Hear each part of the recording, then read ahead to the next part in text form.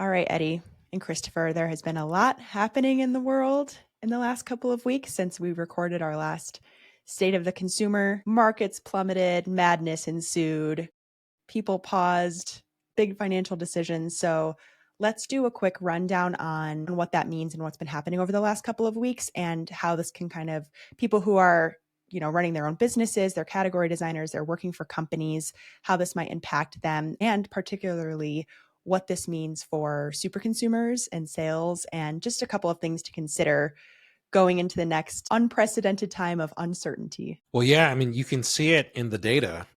The latest just dropped today, this morning, University of Michigan consumer sentiment down to 50.8%. What is notable about that, just a month ago, it was around 57, 58, and a year ago, it was closer to 77. So these are big, big drops. And a couple of years out of COVID and moving forward. And then just when it felt like it was safe to go back into the water, we have all of this tariff turmoil. The reason why it's important, it's not just a geopolitical thing that's going on. It's tariffs are pricing. Pricing is super important. And if you don't know what things are going to cost, then you don't know how to buy or to spend or invest, and then you stop. And then it is the confidence to buy or spend, knowing if I do this today, I'll be in good shape tomorrow, is extraordinarily fragile. And it's what we're seeing in the data is that at a high level, disposable personal income up 0.5%, which is higher than it was the month prior. Consumer spending up 0.4%, higher than it was the month prior. But personal savings rates are going up. So people are spending, but they're saving more. And I think we're looking into a wait and see mode. And the real risk is there's a lot of canaries in the coal mine. So government puts out TSA passenger data, right? So slightly positive January, slightly positive February, goes negative in March. And it's early April, right? Not we only have a week and a half, but it's down 5% in April. So people are not traveling as much at a macro level. And then people aren't coming to the US. That's down 11%. Basically, tourism, business travel of people coming to the U.S. and notably your compatriots, my brother from Canada, they are not coming to the U.S. That's down quite significantly. Forward bookings from Canada down a tremendous amount. I've seen reports of travel from Mexico to the U.S. down 23%. So, is it, hey, I just chose to go somewhere else for spring break, or is it, I don't want to be the 51st state, I'm not coming back for a long time? We don't know. Right. Well, actually, I think we do know, at least as it relates to Canada. As somebody who was born and raised in Canada, I have lots of friends and family in Canada, and I can tell you they're pissed. And I have seen some reports on the internet and on legacy media where Canadians are being interviewed and they're saying, well, yes, we had plans to go to the United States to wherever on our vacation, and now we're going to Mexico because we're compatriots with Mexico against the United States. I have many in Europe who are also telling me similar things. Their friends are saying the United States used to be friendly to us and a partner to us. And now instead of vacationing at Disney World in Florida this summer with our children, we're going to go to Disney World in Paris or what have you. So I'll be very curious, Eddie. I mean, what do you think is going to happen over the summer vis-a-vis tourism in the U.S.? I think 2025 is toast from a tourism perspective, which is unfortunate because these trips tend to be, they're not impulse decisions. They're planned out in advance. You got to book hotels, flights, all that kind of good stuff, right? And so I think Florida's in trouble. I'm seeing it in the Hawaii data. Like we have a lot of Canadian and Alaskan super consumers, so now we're just down to the Alaskans. All the Canadians who come down to Hawaii, they're not coming. And I wonder if most Canadians really consider Hawaii part of the U.S. It may be in a slightly different bucket. Who knows? Yeah, who knows? But Hawaii is definitely feeling it. Like not only our rental property, but when I talk to folks there, they're like, when we were down there, Chef Chris was talking about it's down, in the major resorts and everything else. And so I just talked to an Alaskan pilot who was telling me the same thing, that flights are way down. So with travel, I think 2025 is going to be a lost year to tourism, which is unfortunate. That's a lot of discretionary spending. And then what we're kind of going into is a period that I'm calling dirty data. Like the data is going to be wonky and it's going to be really hard to know what's going on because some of you may have heard the reports of Apple's kind of flying in plane loads of iPhones to the US. But what we know is that there's a company, Earnest Analytics. They look at credit card data. And that spending at Apple is up 33% in the last 4 weeks versus, the 4 weeks period in the last year. Home Depot up 10%.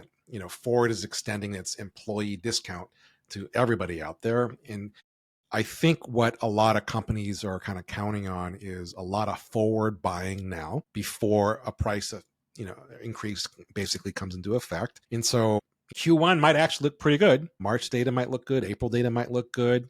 And then you're going to see it fall off into a really bad place where, people forward bought. That means orders in the next couple of months will be down.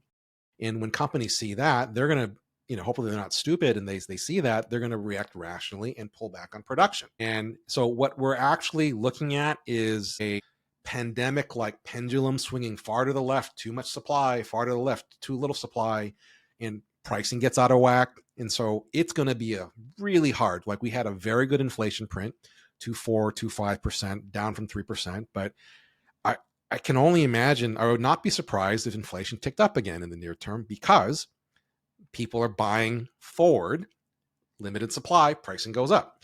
And then when the companies pull back on supply demand mismatch, prices go up again. And so it's going to be a bit of a whack-a-mole, but the logical thing that, and you've already seen Warren Buffett do this with his huge cash pile, is that I think a lot of forward proactive companies, they're going to pull back on CapEx.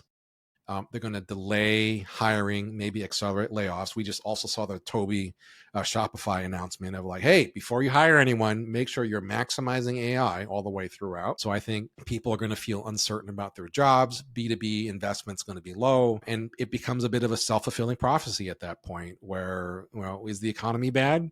I don't know. It's because we're all being cautious and conservative. And so my real fear is that 2025 becomes a lost year. 2026 becomes we'll be back to normal, but the comps are going to be odd and weird. And we may not actually be looking at a normal time again until 2027, which is a bit scary.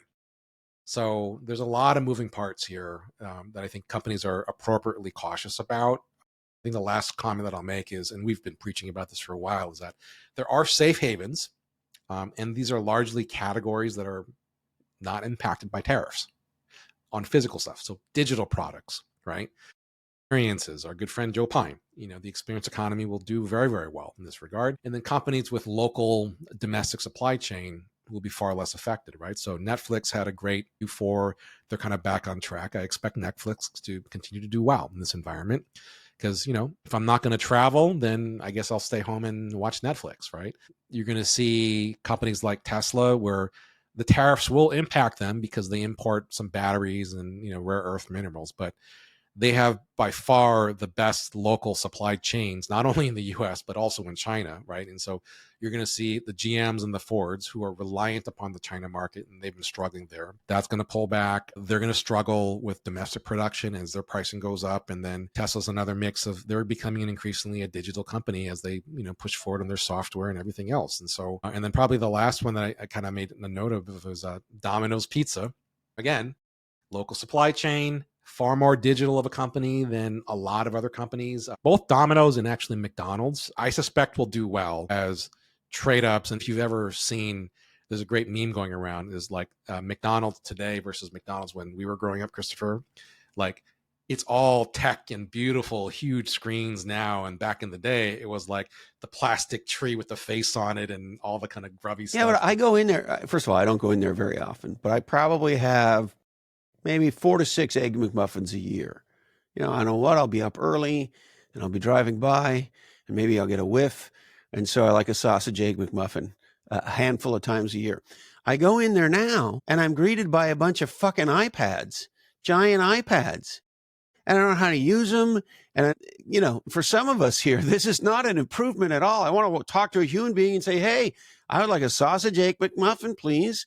And one of those crunchy, potatoy, yummy things.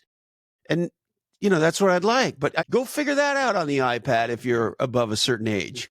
So this is bringing up a great point, and I want to touch on this. Eddie, you mentioned digital products. Christopher, you mentioned tangible versus digital, right? And I'm curious what you both think on how this is going to affect people who maybe run digital businesses, right, versus running something that's more physical. Because if you think about all the things that we've been talking about lately with creator capital and building IC that can scale online, that's these digital assets, what I'm hearing is it's going to be more and more important to continue to build out the digital side of your business, right? It's going to be more and more important to have your own intellectual capital, because if you're worried about losing your job or a recession or whatever, if you can continue to talk to your supers and figure out what problems that they need solved and create digital assets that they can buy, you're going to have a lot less, I would assume, uncertainty in your business. Yeah, no, I mean, I think you're going to see a rash of the likes of Accenture and the likes showing up. Hey, it's zero-based budgeting time yet again. And middle managers, watch out. Knowledge workers, watch out.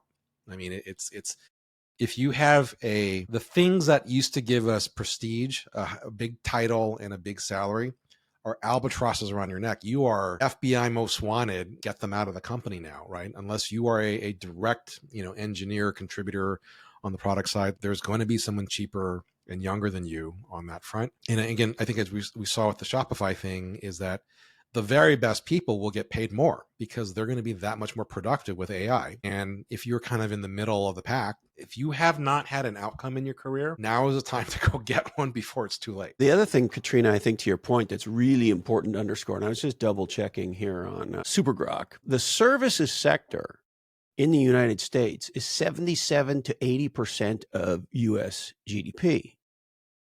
And the vast majority of services are not subject to tariffs.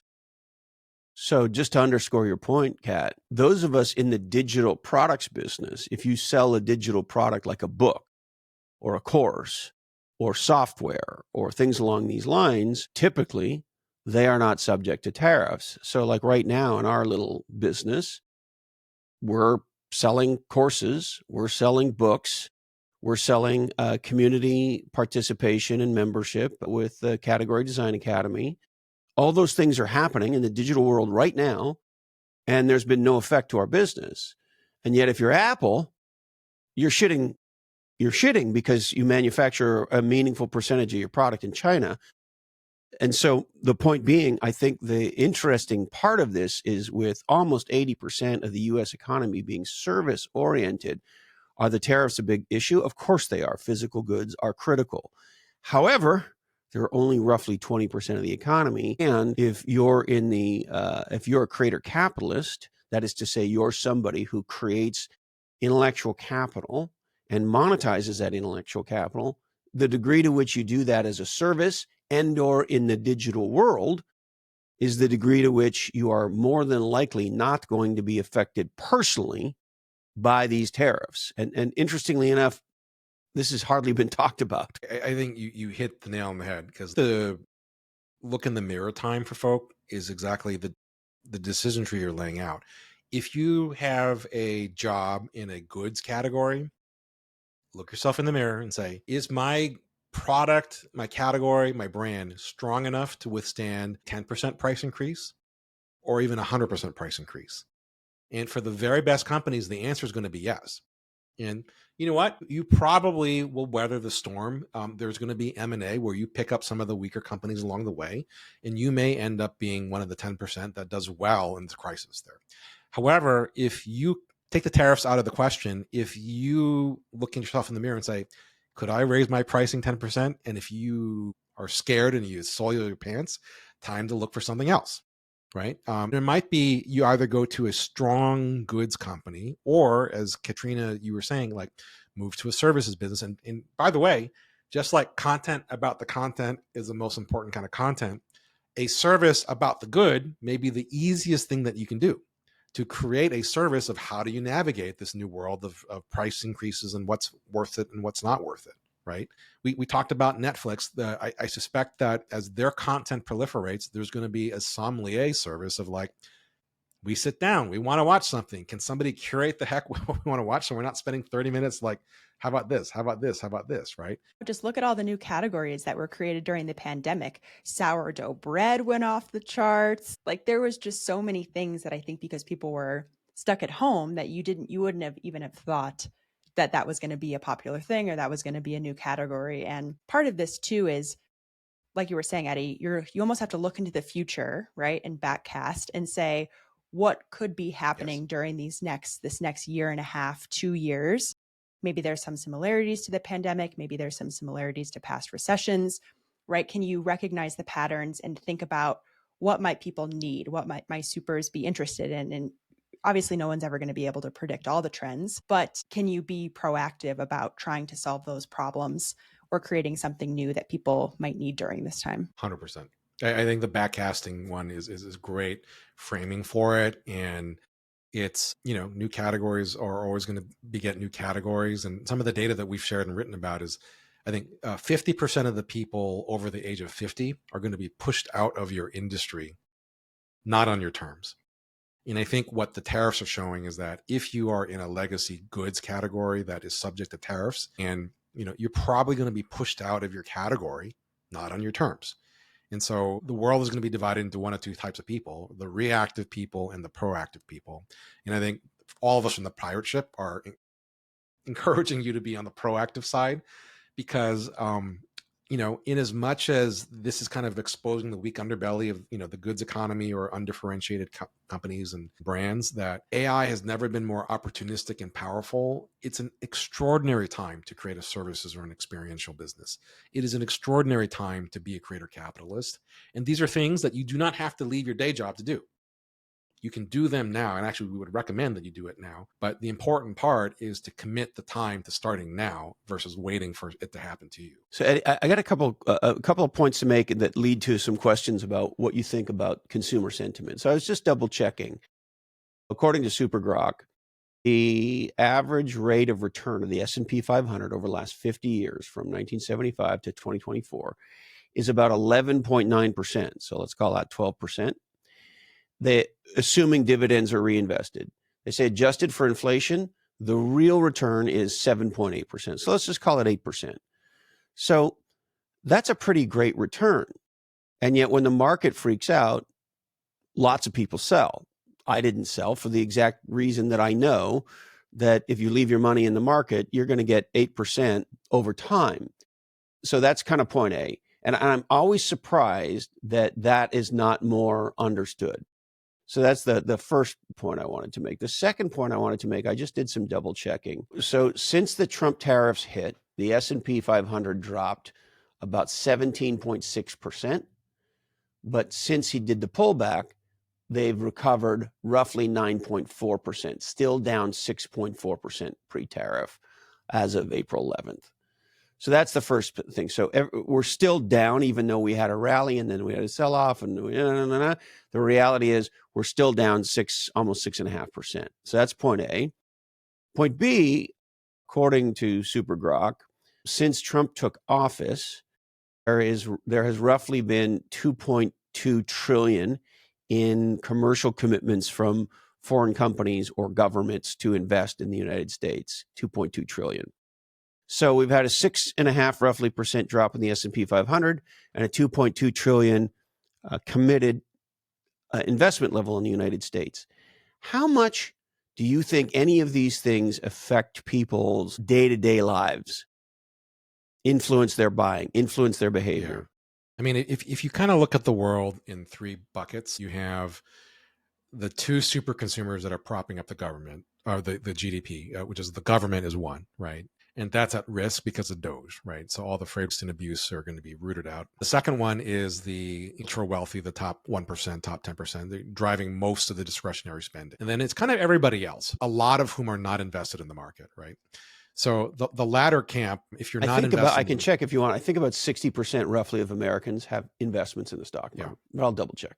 But if they have investments, it's not going to be meaningful enough. I mean, you might have a little bit of a wealth effect, but I think that the reality of all of it is that what you're seeing, the massive drop in consumer sentiment, is a reflection that, kind of call it Main Street consumers, are scared of prices going up, because that's there's no amount of, when you live paycheck to paycheck, your 401k can go up, but if the daily things that you buy are up 5, 10, 20%, then that's a real problem, as we've seen the last year with eggs and everything else. So I think they are scared inappropriately. The part that's kind of nervous, if you have the government super consumer that's going to pull back on spending, and Main Street is scared, and you're left with the wealthy super consumers who drive a lot of discretionary spending. I am starting to see cracks there, where they're able to keep spending, but they're going to ask the question, am I getting value for my money's worth. Should I keep spending? Should I wait a little bit and delay? And that's where this thing could go off the rails really quickly. The circle of doom of everybody pulls back, companies get scared and they pull back. And then that's the real problem and risk which is why Absolutely. it all Well, and I on the just price double one. checked. So, yes, 62% of American adults have investments in the stock market. And the median investment, which I think is generally more indicative of the real world than the average, is 40 grand. So the reality is they've seen volatility, but they're only down 6.5%. But the volatility is scary to people, right? Yeah. And of course, anybody who needed that money in the near term is going to feel scared. And so I just wonder, in this environment, if you're somebody who is looking to buy something important, a new car, a new home, helping a child pick a university, and major costs there, et cetera, et cetera. You know better than me, but my spider senses is the average person is going to be a lot more cautious now, given all of the uncertainty. But I'm curious as to what you think. Yeah. I think caution is going to be the status quo probably for the rest of 2025. And partly I think they're right to be cautious, and partly it's a bit of, I think, the realization that a very few small set of people control a great deal of power. And until they feel like the people in power are going to hold the ship steady, at least for the near term, then I think people will be scared and uncertain.